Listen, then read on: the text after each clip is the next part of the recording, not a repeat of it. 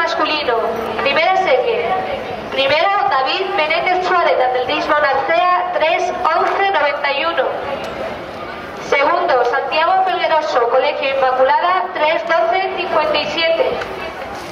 Tercero, Ángel Cabañas, Llanera Atletismo, 3:13:69. Cuarto, Mario González, Atlética Vilesina, 3:17:85. Quinto, Ángel Benavides, Gijón Atletismo, 3:18:05. Sexto, David Castaño, Gijón Atletismo, 3:18:92. Séptimo, Guillermo Iglesias, Estadio Gijón, 3:20:43. Octavo, David Porto Vergara, Estadio Gijón, 3:24:61.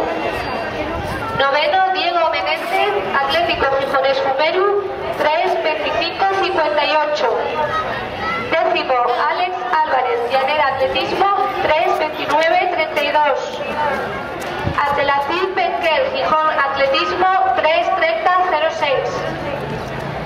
12, Esteban Corujo, Gijón Tiendas, Atletismo Gijonés, 3:34:03.